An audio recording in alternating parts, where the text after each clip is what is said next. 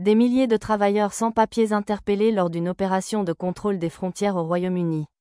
Le gouvernement britannique a renforcé ses contrôles migratoires, entraînant l'arrestation de 3 930 personnes employées illégalement dans des établissements tels que des salons de manucure, des stations de lavage automobile et des restaurants.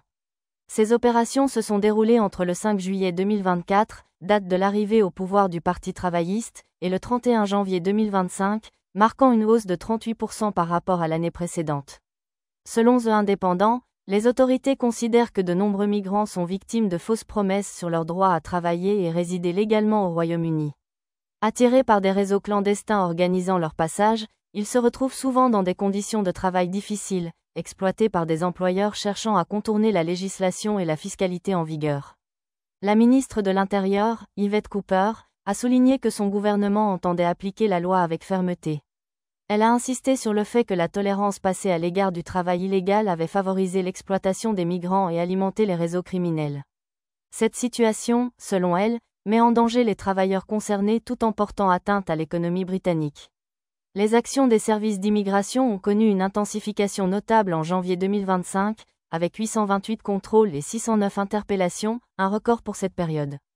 The Independent rapporte que le pays de Galles et l'ouest de l'Angleterre ont enregistré une augmentation significative des arrestations, passant de 45 en janvier 2024 à 101 en janvier 2025.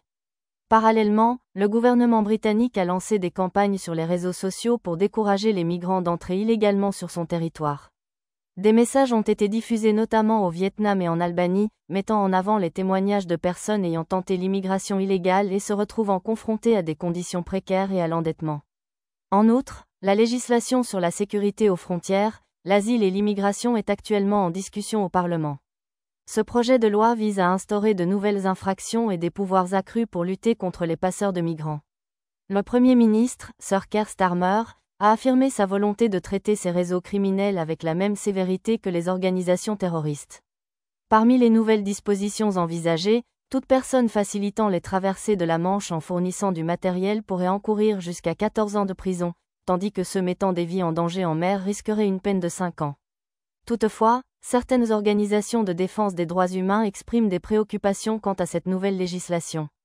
L'ONG Liberty met en garde contre le risque d'un usage excessif des mesures antiterroristes dans des affaires migratoires.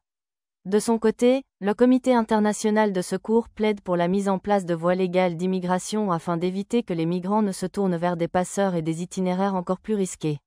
Le projet de loi prévoit également l'abandon de l'accord visant à expulser des migrants vers le Rwanda, ainsi que la modification de certaines dispositions sur la migration illégale.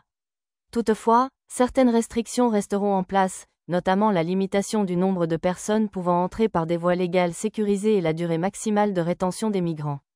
Le président de la Law Society of England and Wales, Richard Atkinson, appelle à une réforme plus approfondie en abrogeant totalement certaines mesures jugées préjudiciables et en renforçant l'accès à l'aide juridique pour les migrants. Il insiste sur le fait que toute nouvelle législation ne pourra être efficace que si des ressources suffisantes sont allouées aux services d'assistance juridique spécialisés.